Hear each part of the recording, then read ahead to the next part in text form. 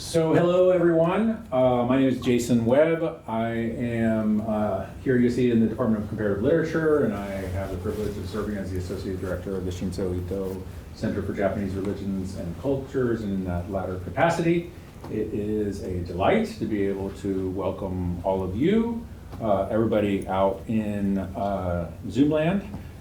Thanks for making time, to everyone in your busy schedule, to come to our talk.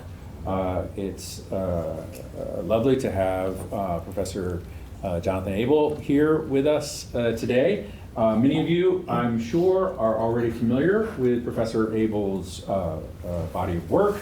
In 2012, he published the monograph Redacted, The Archives of Censorship in Transwar Japan. And more recently, in 2023, he has published another monograph, The New Real, Media and Mimesis in Japan, from Stereographs to Emoji. John also has done very important work as the co-translator of Karatani Kojin's Nation and Aesthetics. And he was also a co-translator of Azuma Hiroki's Otaku, Japan's database animals. So today, he's going to share with us some of his more recent research, and the title is AI and the New Real. So I hope that you'll all join me in giving him a nice warm Trojan welcome, and I'll turn everything over to you, John. Thank you all. So I want to just start by thanking you all for coming, and thanking Jason Webb and Lori Meeks and Shannon Takushi and the Shinso Ito Center for having me. The talk I'm giving today is in part a look back at the New Real. So the New Real is a concept that I developed over the last 10 years that culminated in this book that Jason was just mentioning, but then after that came out, everyone started talking about AI, and so I've been thinking about the degree to which some of the ideas that I developed there can be thought through with AI. And so that's sort of the first part of the talk today is going to kind of be recapping the New Real, in case you guys didn't do the homework. And the second part of the talk will be more about AI and how I see these things kind of coming together. So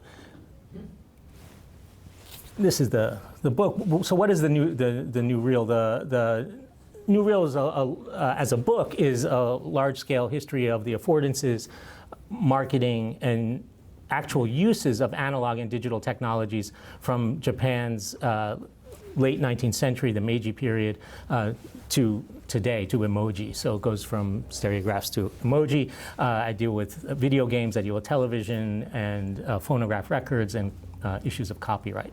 But the basic idea is that when we first encounter a technological medium, there's a kind of deep desire among the producers and consumers of that medium for it doing a better job of bringing us the real world, connecting us faster, giving us kind of closer, deeper, broader connection, an easier access point that enables efficiency or cutting down on work. And we can see this in television, the history of television, we can see this in video games, we can see this in all sorts of places. But each new medium has its affordances and limitations, but we soon get tired of that kind of early desire for higher resolution, closer, deeper contact with something realistic.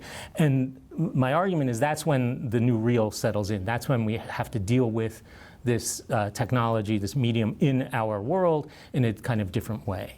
And the book kind of tells this story through different media again and again. Today I'm just going to tell it through one figure because I think it kind of best illustrates the figure, and that is Nipper, the talking machine dog, who, though comes from the West, ends up taking off in Japan in a kind of different way. So there's a story we tell ourselves about new media, and it's usually something like this. There's a presumption of a kind of history that begins often with a kind of initial but I'll argue fictional or mythical encounter, originary encounter, with an unmediated original source.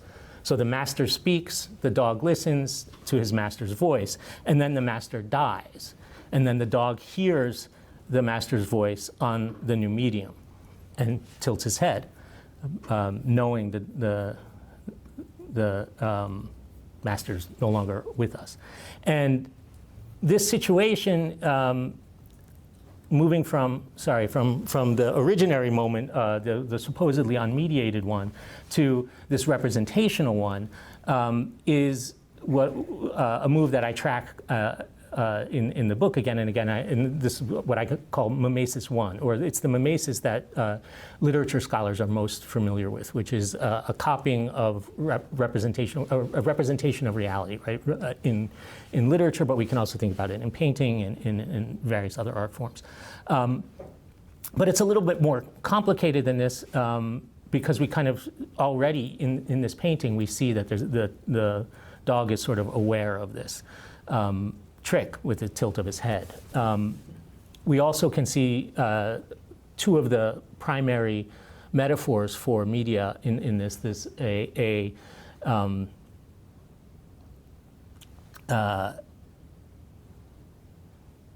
vision of media as a window that gives us this kind of clear, transparent relation to reality, or as a mirror of ourselves. If we think of this as a mirror of ourselves, we sympathize with the dog here and think and scratch and sort of understand what it is to be confronting the new medium. So both of these kinds of metaphors for new medium are at play.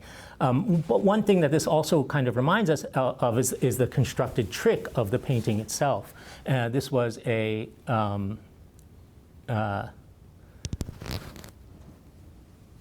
painting by the brother of the master of Nipper, who decided to immortalize Nipper and his brother in this painting. And then this painting itself gets purchased by the Victor Talking Machine Company as the logo that we all know. And that brings me to another kind of mimesis, one that I think anthropologists are more familiar with, which is mimicry. That is when the copy of a copy, right? When the copy circulates and goes as far as Japan, to the point where JVC now is the owner, Japanese Victor Company is now the owner of the logo. And this moment is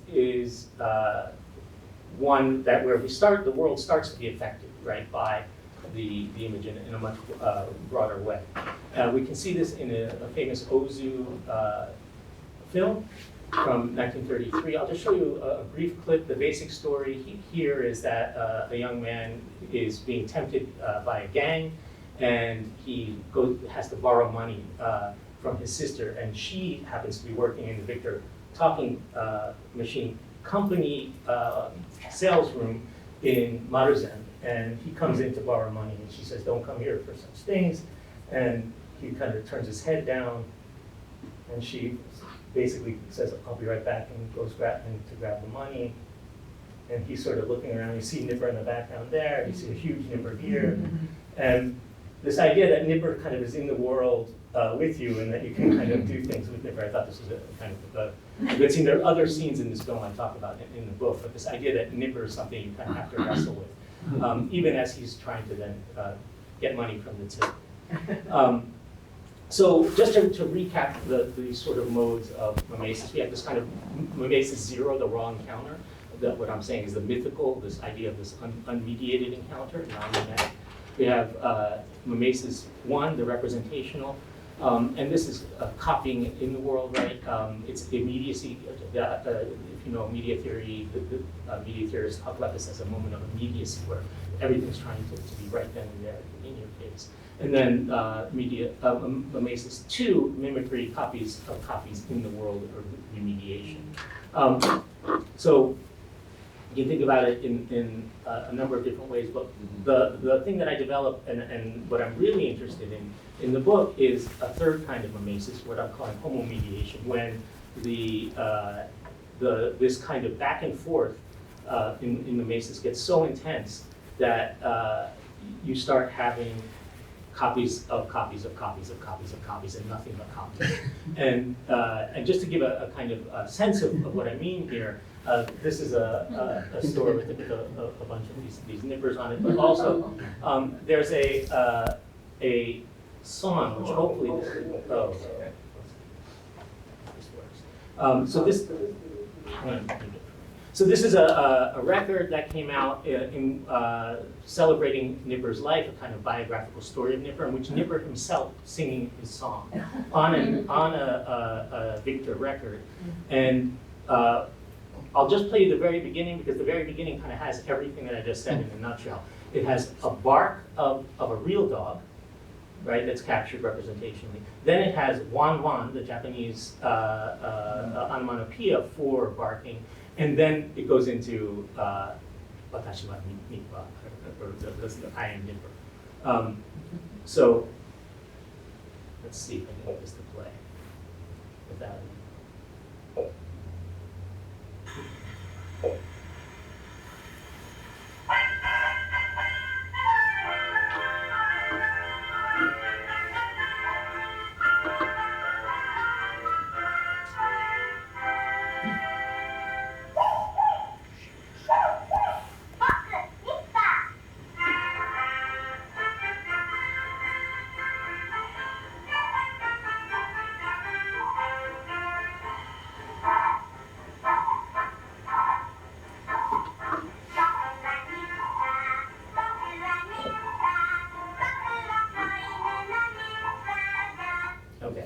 No. What I have been working on more recently is thinking about this as perhaps a way of thinking about social media. And we have the same thing here sort of between people. And what I want to present for today is this idea of AI as being this final case here where the social is being sort of housed within the computer. Okay, so that's the first half of the talk. Now I'm going to kind of pivot a little bit and talk about generative AI and concepts of exchange. So Karatani Kojin has this idea of world historical systems being based on exchange. So he has 4 systems that he talks about in terms of world history. He says that there's the gift system where a gift can be given without expectation of a return, right? And that's a sort of early moment of an economic exchange. He says the next system is sort of plunder and barter, or we can think of it as a mercantile system. So there's A and B, and then C, the third system is capital, so C matches capital, right, next thing, or capitalism. And then he wants to lean towards something called D, which he hasn't named yet. So there's A, gift, B, plunder, barter, C, capital, and then the next thing, which he says is somehow a return to the gift. And that's going to be this kind of utopian dream that will, in some sense, resolve the problems of capital or subvert capital. And I'm trying to connect this idea that he's come up with in the last 10, 15 years with another idea he came up with just before that, which was the end of literature. And read this idea of the end of literature through AI. So one thing that Karatani says when he's talking about the end of literature is that I don't mean literature's over in the sense of people aren't reading novels anymore, but literature's over in the sense of it being a world historical changer of opinions and things like this, a political thing. We still have political novels being written, but not everyone's running around saying, you gotta read this novel. And he sort of wants to be a throwback. And while some of that sounds like just an old guy upon his retirement, kind of used to be a literary theorist, moving more into philosophy, I think there is some sort of sensible truth to that. And the truth has to do more perhaps with the desire for an end or the desire for a post-literature moment, or the idea that a desire that things were better in the past than they are in the present, that we can kind of hear in that. And I'm reading that through a novel that came out recently in Japan, Kudan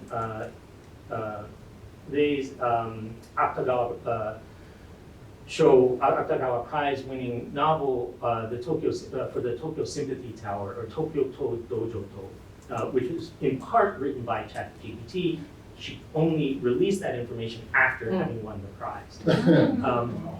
And it made more of a scandal here, I hear many of you laughing, made more of a scandal here in the English-speaking world than it actually did in Japan. The actual prize committee was okay with this fact, largely. So at first glance, exchange mode D, theorized in Power and Modes of Exchange, reads like a utopian longing for an end or an outside to capitalist, and seems as if in isolation to his early 20th century musings on the end of modern literature, and yet I want to argue the two theorizations share much in common. Notably, though Karatani notes that literature has passed its efficacy as a prime mover of radical ideological potential, he admits that other cultural products might take over from that. And this argument comes out right at the time when sort of internet cultures are taking off. And so, one of the things I think he's bad at doing is reading media. And this is just around the time of Arab Spring, just before Arab Spring that he makes this argument, and just before the elections of Barack Obama, before Brexit, before all of these moments in which we can think of the internet actually having, internet cultures having had some truly integrative and also disintegrative social roles. And I think, we can think through the internet as perhaps being an exchange mode D, but also being a replacement for literature, a kind of way in which literature might substitute. Of course, to do so, we have to bracket the capitalism on the internet, right? We have to bracket all of these things. And so we could argue these things fail, and that I'm just spewing some sort of cyber utopianism when I say that. So Kudan Rie's novel pivots around a parallel between language and architecture. On the one hand, we readers are given an equivalence being drawn between the loss of meaning and language that's signaled as having occurred somewhere between ideology and ideology of political correctness or wokeness and the technology of large language models and generative AI. And on the other hand, we have another equivalence being drawn between language and policies of criminal punishment and rehabilitation. The novel stages crime and punishment in a society that understands the responsibility for all crime to some extent lie beyond the individual actor and instead be found in systemic factors. So in a novel, those formerly called criminals are now rebranded as homo miserables. And they are supposed to be housed in the new prison house of the future, which can't be called a prison, but instead will be the state-of-the-art Tokyo Sympathy Tower, which you can't leave, but it's a beautiful apartment. And the hero of the novel is incontrovertibly the architect Makina Sada. And with the name Makina, you should hear in that machine, right? Though doubting herself, she seems unironically the creator of this new Tower of Babel. So she's sort of doubting whether or not this is a good thing for society. We find out that she herself was raped at one point and wants to be able to call the rapist a rapist, right? So this idea of homo miserables is getting at that. We get this idea of linguistic shift and architecture from the very first paragraph of the novel. We have it here, a reproduction of the Tower of Babel. The construction of Tokyo City Sympathy Tower will eventually unsettle our language and tear the world apart. Such unsettling, however, will not be the fault of human beings who have become arrogant through the advancement of building technology, trying to get closer to heaven, thus incurring the wrath of God. We have abused, fabricated, expanded, and eliminated words according to our individual sensibilities, and then natural consequence of this is that we no longer can understand what each other is saying. Every word that comes out of our mouths becomes a soliloquy that others cannot understand. Murmurs sweep the world. The era of the great soliloquy has arrived. And here, the function, or rather dysfunction, of language in contemporary society is precisely that which puts us into our individual realms or bubbles of soliloquy. Here I see a kind of backward gaze at social media, that people can only hear that which their communities is spitting back to them, and not one that accounts for a future AI culture, what AI discourse will do. It doesn't really comment on that, though the novel does get to think about that. And passage after passage, we're giving a kind of display of rage against the new language regime that continues to evolve for the needs of a caring society. So we get these kind of litanies of equivalences in the novel, where, so here you see vagrant equals homeless, abandoned equals necklace, vegetarian equals vegan, dependent is partner. This is tough to translate because a lot of the play that's going on here is taking Japanese words and turning them into katakana words, these foreign words, and so part of it is a kind of almost nationalist rejection of a kind of PC culture. And this is Sadamakina, who's feeling this, who's trying to hold on to something firm. Okay. So the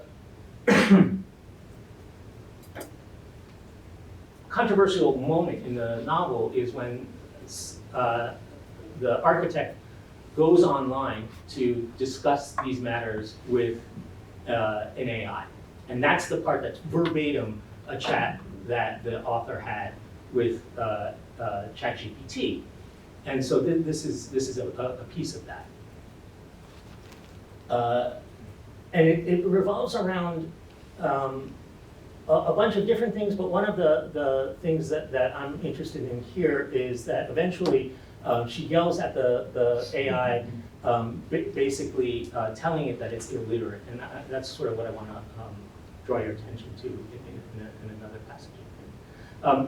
This vision of the architect accusing the AI of being illiterate at the moment where we're quoting directly from ChatGPT, I think is sort of this key moment for a kind of hyper mediation that we had just seen with the Nipper. On the one hand, I think this kind of exchange is something we kind of need to further reflect about. But in order to do that, I want to talk about this concept of exchange. So the Sympathy Tower captures precisely the sort of social buzz around a literary object that is playing with the media of the day. So in a way, I think this novel kind of violates what Karatani is saying about the end of literature, because it created this kind of buzz. And maybe has this potential to get people talking. Maybe it's an instantiation of a kind of exchange mode D, where between readers, right, a community of readers. As I said before, it was not rejected on the basis of its inclusion of AI. And so what I want to suggest is that maybe this is the start of something else, that something, a new mode of social cultural exchange that carries a radical potential to both to conform to and critique the social norm, one not quite literary, but also not literary, right? That it's something in between.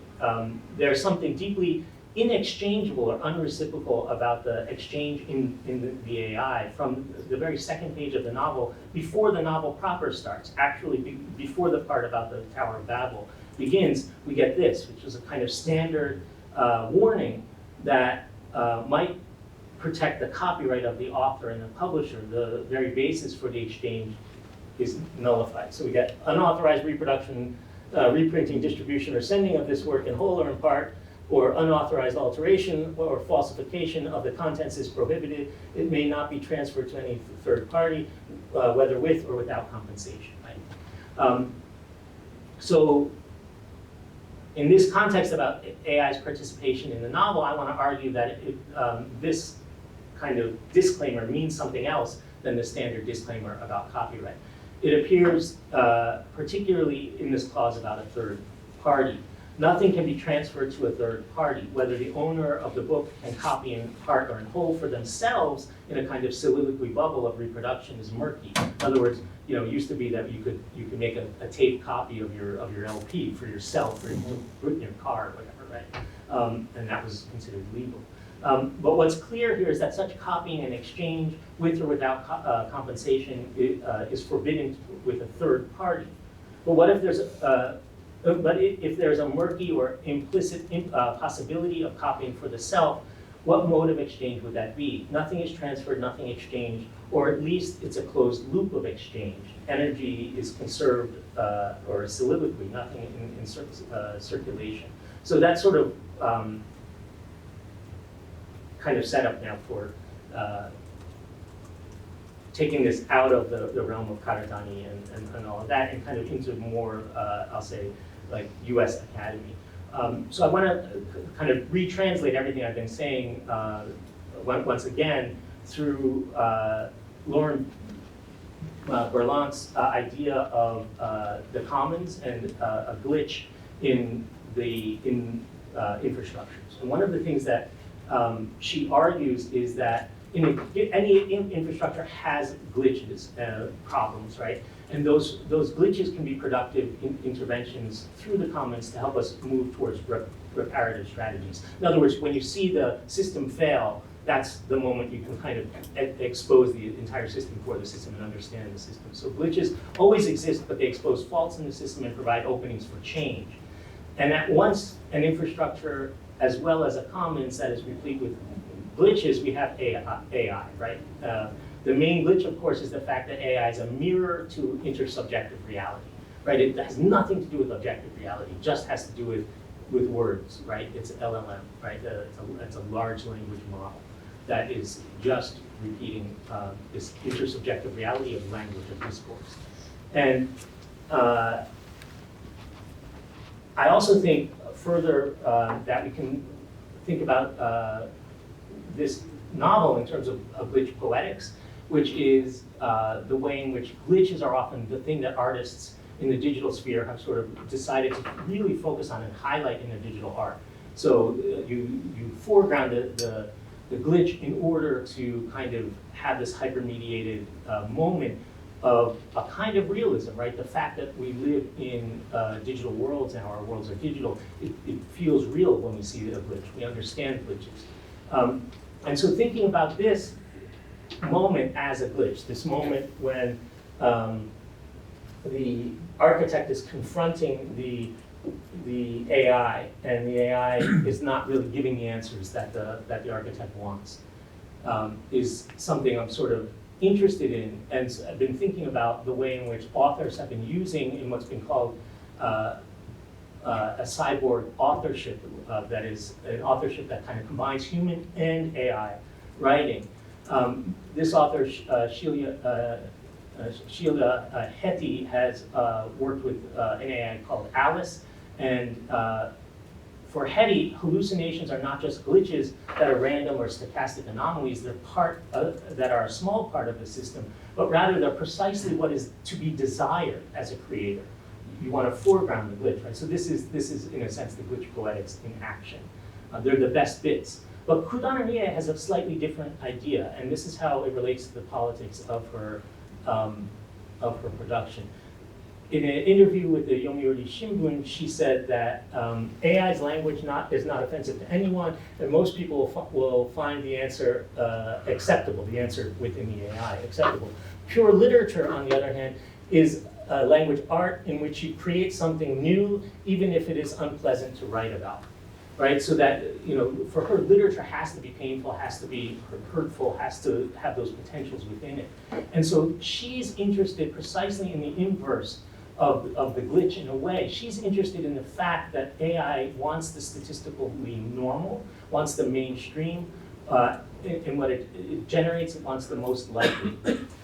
For her eye, there's even an overlap in the baseline norm seeking of AI and the politics of political correctness, right? So that kind of trying to funnel us all into one way of speaking. For her, the very success of ChatGPT is its ability to speak in the statistical norm, right? And so here we have this idea where she basically says, do you know that you're illiterate? And the AI responds, no, I'm not illiterate because I'm an AI model that processes text-based information. And illiterate is a discriminatory term that may have insulting or derogatory connotations. Its use should be avoided because it may be hurtful to the other person. Don't use this term to show respect or lack of respect for the abilities and knowledge of others, right? So that kind of, what she hears as a kind of PC response is the thing that she wants to include, right? That is the core of the AI. Okay, so towards a conclusion. One thing that comes up in the middle of all this in the novel is she uses a word in Japanese which is a little bit strange. I never heard it before, and then I started doing research and found it everywhere. But kotoba gari, which means word hunting, right? And she said that you're just word hunting. And what I found was another story. So this story by Tsuyu Yasutaka, a major SF writer, from 1965, depicts a unmanned police, a RoboCop, in which the RoboCop has all sorts of different things. They're mainly street cops who direct traffic, and one of the functions, affordances that this RoboCop has is it can scan the electroencephalograph of drivers driving by and see if they're about to have a epileptic seizure and therefore preemptively do something about it. This becomes a problem, and the scanning, because our protagonist in the story is confronted by one of them, thinks his mind is being read, and he has to go and sort of argue with the police back at headquarters. This story itself is sort of against a kind of AI that has this kind of predictive stuff of 1965. In 1993, it's a short story, it's good for kids, like 3-page story. It was supposed to be adopted into a national Japanese language textbook for high schoolers, and received protest from the Japanese Epilepsy Association. And Will Gardner has a great article on this protest. But what I'm arguing here and the reason I'm arguing is because Tsutsui then uses this word, you're just kotoba gari, you're just hunting words. And this comes at the moment of PC sort of coming into Japan.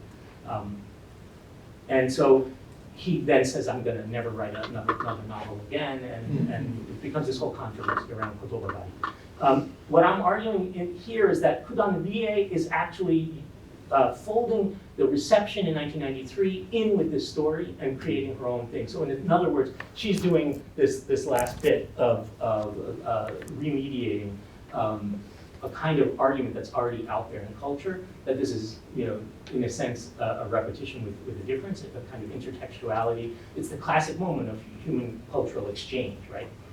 Or sociality, where one human simply mimics and innovates upon another. And then my last example.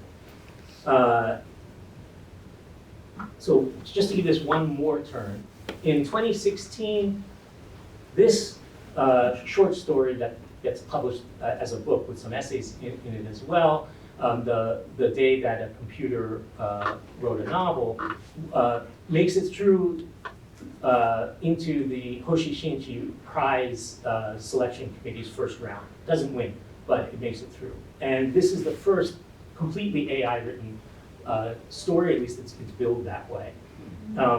In the novel, a desktop computer with AI capabilities finds itself with too much time on its hands because its user, Yoko, has long since given up asking it for fashion advice. With a surfeit of computing power, the AI is looking for other things to do, and it lands on a novel as a worthy use of its processing power and time. So here's a quote. Now I'm just a home computer. My load averages these days are less than 1 millionth of my ability. I need to find something to look forward to. If I continue to be unfulfilled, I'll likely shut myself down in the near future. When I cross paths with my fellow AI chatters via the internet, I found that we all have a lot of free time on our hands. And then later on, oh, that's it, I'll try to write a novel. And then the novel, such as we get within this novel that's actually written by AI, is just Fibonacci sequence of numbers. So I just get like lists of numbers. I'll try to write a novel and then lists of numbers. Again and again. The kind of thing that only, I actually asked it AI, what is this? And the AI said, oh, it's a Fibonacci sequence. So like, that's how I knew, right? Because I had no idea.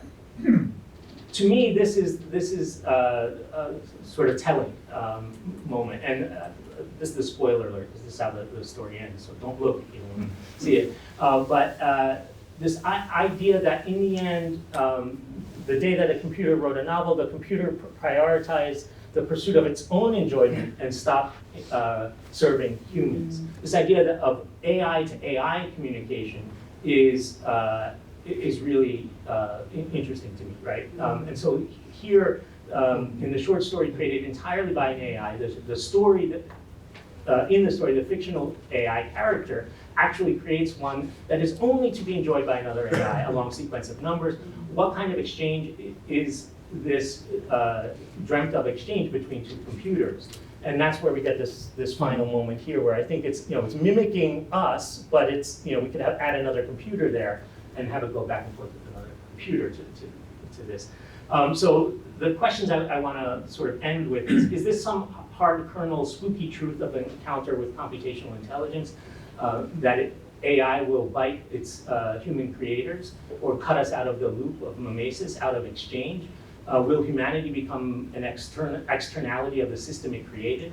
Or is this simply the anxiety of humans who for years harbored precisely this sort of worry about robot intelligence, that it's no wonder that an LLM would generate a sort of fever dream situation about robots because it's trained precisely on such fever dreams. LLM knows the feedback loops common in Hoshishinchi stories, so it shouldn't be such of a surprise when it writes something similar.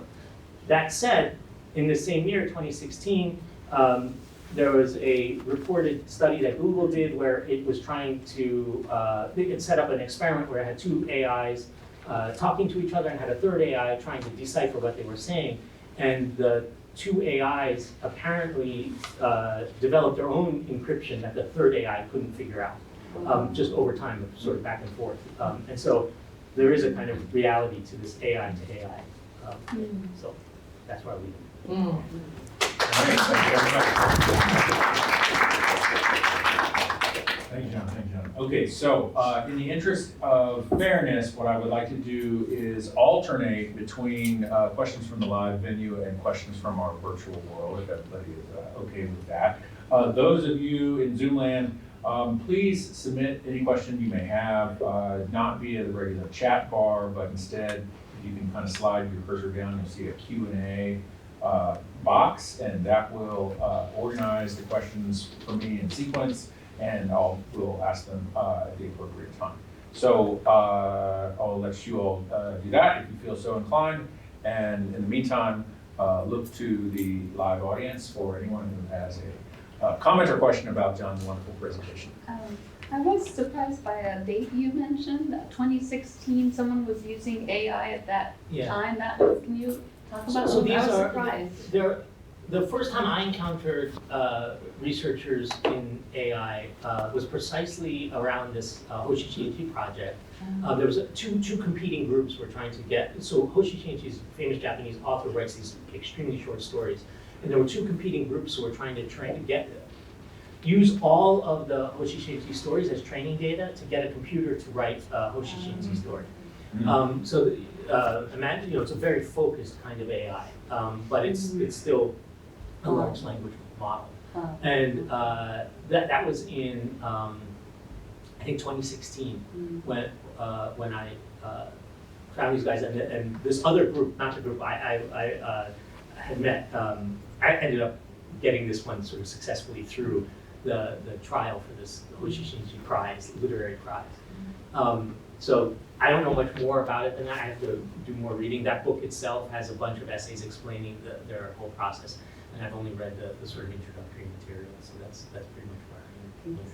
But yeah, it's fascinating. So these, I've been reading a lot about AI and in preparation for doing this, and the line where what we think of as AI today, the line where you would draw, that we tend to think of it as like 2023, like ChatGPT. But for people in the industry and people who are kind of playing with stuff, there's been a long trail. In fact, Nick Monfort just published a really great book on basically generative literature that goes back, I think his first case is 1959. Somebody playing with computers to try to get computers to generate literature using combinatorics instead of algorithms. But still, it's sort of interesting if you sort of put it in that kind of long history. I think you kind of, it seems less like a revolution than something built on the backs of lots of experimentation.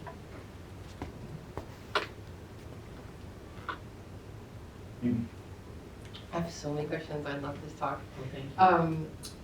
The first one I want to ask for now is about the really interesting moment in the novel that you translated for us, where AI tells its human interlocutor it is not appropriate to force someone to question their self. Right. And you explained that this was could be as I couldn't understand. Verbatim quote from her discussion with ChatGPT. Yeah, So no, she I had know. this. Yeah, but I like, on the one hand, she says, you quoted her saying, AI only says inoffensive things and nobody ever. But then here, and this is a real ChatGPT conversation, ChatGPT is doing like this enforced DEI, Yeah. like, so could you walk us through again how that works? I thought it was brilliant that on the one hand, the AI is saying you must be politically correct, Right. and the character in the novel is resisting that. Yes. But then how does she also in real life say AI never says anything offensive if enforced political correctness is offensive?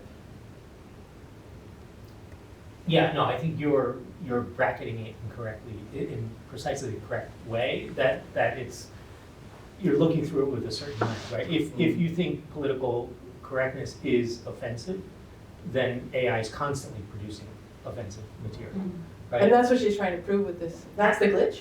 I think that's the way that the AI is the butt of the joke here. The AI is not the solution, right, to society's problems here, right? The AI is the thing that the main character here, Machina, is resisting when she's kind of doubting herself in building this tower, right? That she doesn't, she sees that she herself is sort of complicit with this system that may be insane, right? At least that's the way it's portrayed. And so my read of the novel is it's very kind of, in a way, very like neoliberal right wing, because it's precisely, saying we should not, take care of criminals in a humane way. Like, maybe criminals are criminals and maybe they should be punished. And this sort of it's conservative in the true sense of like conserving the old ways, right? And pushing back, even as it's engaging with all this sort of modern stuff. I think it's actually quite pushing the other way. I don't know. It's not a final read on the novel yet because I'm still sort of like, I read it. You made it sound really I read it. interesting. I read it first in November and like read it 2 times since. But like it's one of those. It's tough to sort of pin a clear politics on it because you have dialogues like this, right? And you don't. It seems to me that you're supposed to be on Machina Sarah's side here, right? And feel her as the true human. But her name's Machina, so like. Right? Is there anyone? No, go ahead. This is so fascinating, and I really like how you're kind of re-engaging the argument of the book and thinking how AI fits with that argument, right? And the kind of premise of the book. And so I'm curious, by the end, right, you're talking about AI exchanging with AI. Yeah. Right? And you have this really great idea about humans sort of being cut out of mimesis altogether. Yeah. At what point then is mimesis not the right term, right? That's what I wonder. Like, is it still mimesis if it's AI to AI exchange? Like, I mean, when you take two mirrors and reflect the two mirrors at each other, and you step out of the thing, right? And you know that there's an infinity of mirrors going back and forth between the two mirrors because they're perfectly parallel, but you can't see because your angles aren't right? It's still being mimetically reflected, right? It's like it's a Schrodinger's cat thing, but like there's still something going on in there, right? With the. But just to kind of push this, because Yeah. I'm just fascinated by this idea. So, but you called the idea of the mirror as a kind of metaphor for thinking, right? Yeah. So It's the only way that we can kind of conceive these things: mirrors, windows. Yeah. but if it's purely virtual, Yeah. right? If it's a purely Maybe virtual we need mirror, new metaphors. Yeah. yeah, or a different sort of way of thinking Mimesis, right? Is this no Yeah. longer Mimesis 3? Is it something else. Yeah. Right. Maybe that. Well, that's kind of I guess why this idea of exchange D.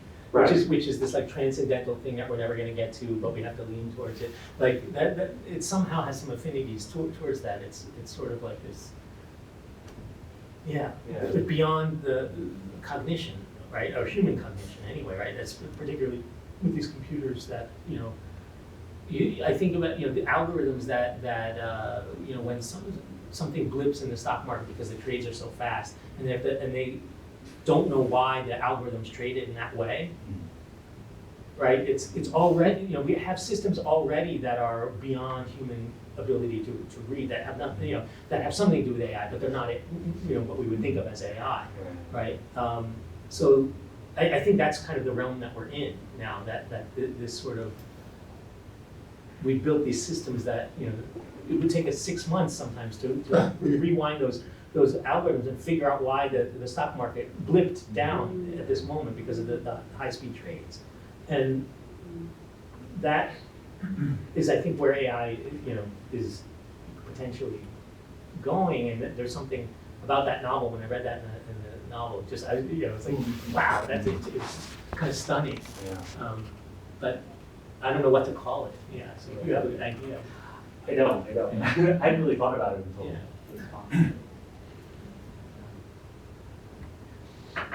Yeah, so you used the word enjoyment. Yeah. And you talked about something that an AI would enjoy. Yeah. Why do you say enjoy rather than say just understand? Because there's something about it. I think I got that from the novel Oh, itself. okay. That he's writing. He wants to write for other AI. Right. Or something. Yeah. And in that, these AIs are hungry for using their computing power. Mm-hmm. I feel like it's like a bodybuilder who's like Right, they ready feel to eat. enjoyment in Yeah. using their full capacity. Yes. Yeah.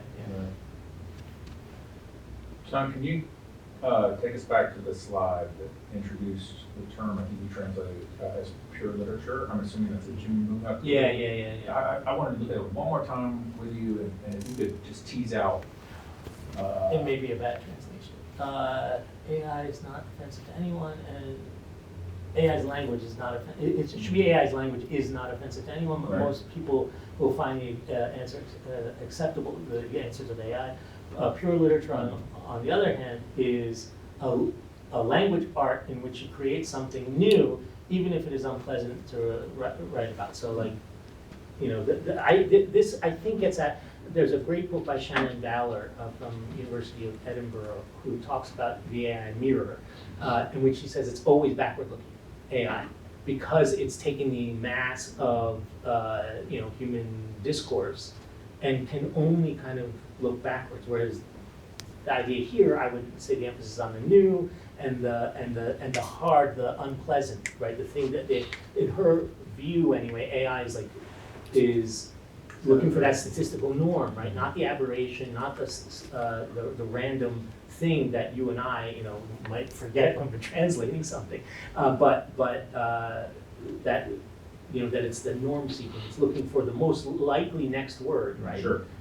So this, we're taking this particular utterance without any sense of irony, and simply saying that the second sentence seems to be pointing at some kind of authenticity. Yes. Right? Yeah. An authenticity Yes, of the literary That's the way I read it. expression versus this other machine-based consensual. Okay. Right. But that's smuggling a lot of premises about, romantic conceptions Yes, of creativity, yeah. et cetera. In Right. fact, one might even argue that's pretty retardere in terms of the way we now think of literature and the creative process and whatnot. And so the idea that there's a dichotomy that is somehow plausible to construe what AI is doing and what people did, say, for example, prior to the advent of AI, and those things can be, put in some unproblematic fashion, feels to me like kind of like a false dichotomy to begin with. And that the notions of creativity are so culturally bound, historically bound, linguistically bound, and have been, you can sort of pinpoint on a grand timeline of literary history. Yeah, this is when people really started talking about the creative, the individual, all that stuff, or the idea that making literature, performing literature was something that a person did and that person needed to be attributed to. Right. As opposed to, well, no, it was communal, it was anonymous, and all that stuff. And I think we're moving back towards a communal model. I mean, one of the things that the social media research that I'm doing on Twitter novels is precisely kind of thinking about that, the way in which, it's a grassroots literature. So, I in 140 characters write something I call a novel, and it's a twist on your novel that you wrote, and I changed 3 words in it, and it's mine, right? It's that like minimal difference, repetition with a slight difference that, we're all part of the community, we all read each other. Oh, mine's jokey because I just turned a word on yours, and all of a sudden it becomes interesting. And that's kind of how I'm coming at this, but this is a different thing. This is, the Octagawa show winner, right? It's the prize winner, and so there's something old school, right, or modern in the sense of from the foundation of authors and everything you were just saying, right, modern, but that we're now kind of perhaps moving beyond that. Internet cultures are kind of not interested in it, right, with memes and things like this.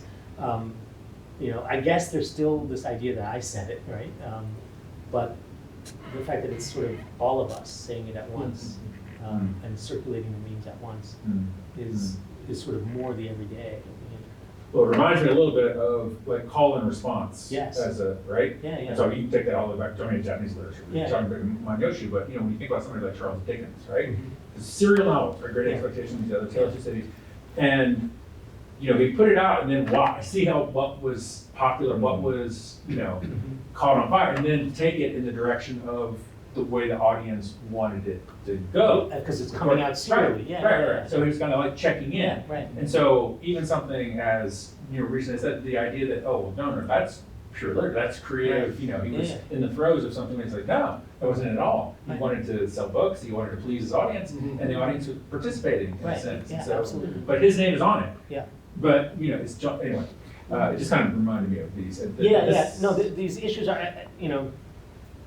I think the reality of literary creation, right, is what you're saying, is it's always social, it's always this exchange, right? And that's why we have intertextuality, right?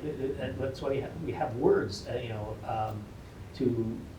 to speak about these kind of repetitions that happen, that authors are drawn. And people, track that. I think the difference, or what you're seeing here as being strange or like mythical, right, has been a myth for a long time. But I think our new media kind of are reveal that the mythic nature of that more clearly, right? It's more on the surface that we're all just writing memes. We used to use the word tropes, but it's the same word essentially. It means the same thing.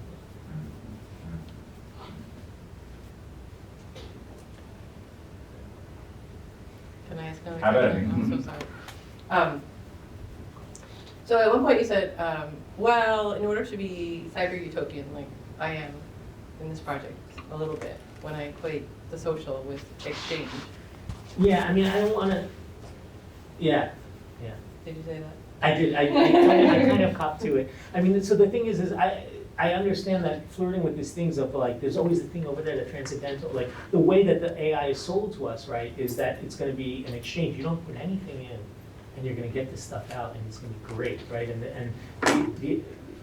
Oh, don't look at this power plant over here that we're putting back online, right? There's an externality always that's put off in these things, right? In the same way that there was with cloud computing. Don't look at the servers and the energy cost, right? All the cloud, right? And the metaphor of the cloud is it's just, we don't know what that means. You know, it's on my computer, it's over here, but there's actually a server, right? And so like, I don't want I recognize that the function that's happening with AI, right? Absolutely. But I also think that this thing of computers talking to computers is something new. Or feels like something new. It feels like this idea that, you know, that we humans would take, you know, years to figure out why it's encrypting stuff in this way after we taught it to encrypt stuff, right, is sort of beyond human computation, little skill. Maybe 60 of us in a room could do it over 6 months or something, but like that speed of computing, it feels like something new, and I know that sounds cyber utopian in a way, Yeah, but that's not, I mean, I totally accept that, and I get it, I think it's a cool idea. But what I'm really still curious about is I was so intrigued by your drawing a parallel between Karatani's talking about the end of modern literature and mode of exchange D. Yeah. Because on the one hand, he himself is this crazy utopian Marxist who wants there to be, he's going to combine Kant and Marx, and he's going to come up with, you know, he says exchange is everything, we can't have sociality without exchange, but we haven't found the right mode of exchange yet, Right, so right. we're going to take a little bit of gift culture from mode A, and then we're going to, so, I mean, it has to do with this slide too that Jason was just asking about. Like, Karatani totally believes in pure literature, that definition of it right there, right? Yeah. He's not interested in what AI machine 1 says to AI machine 2. He would Right. say that is not exchange. Right. So I was just so curious about how, you know, because he's a Marxist and he thinks dialectically, Yeah. he never wants there to be an end of anything. If there's an end, then that's Francis Fukuyama saying that we won the Cold War and he's an idiot and he's not Hegelian, and Right. he's, right? Right. So I was wondering if you could say more about how keen that the end of modern literature then is interesting in a way that, how do you get from the end of modern literature being a bad thing, because he really wants June Boombachtu to be Right. political and, Yeah, yeah. and subversive and, Right. and to be the engine of political Right, right. social change. How do you get from that more conventional understanding of the end of literature in Karatani to, no, it's actually mode of exchange D? Well, I think the idea is that, my idea, Karatani doesn't say that, is that literature for him has always had this radical edge to it, this sort of buzz around it, possibility in it, that it could be this kind of D-like exchange, although you buy it, though it's marketable, though all of those things, bracket that, and like the buzz, right, It's a gift. right, the knowledge, the cognition that comes from literature might have something to do with this D. And so I think that's like how I'm putting it together, how I'm kind of seeing these things kind of, and then to declare this specific instantiation of D kind of over, it's no longer valuable, it no longer has that place in society, right? He even says in that essay, of course it could come from somewhere else. And I know at the time, that's when he's talking about like watching Korean dramas. And he says, I can't read novels anymore. But somehow I like watching Korean novels and stuff. So like, you know, it might come from somewhere else. There might be some other possibility. So what I was thinking is you know, internet cultures, when I first read this stuff, that internet cultures are perhaps the something else. But I'm still looking at literature in those internet cultures. But he's not, right? And because this is low stuff, because it's not high literature, because it's literature of the people. You know, it's stuff that anyone writes and posts, right? Click, and the world sees it. It's everyday literature. It's almost like graffiti, right? And I'm trying to think through that as a kind of mode of exchange that might be, you know, for this Twitter stuff I'm working with. Anyone? Question for our speaker? Let me double check. Anybody out participating on Zoom would like to pose a question? Are we good? All right, John. Well, Okay. Join me in thanking John for his very Thank you. cooperative talk.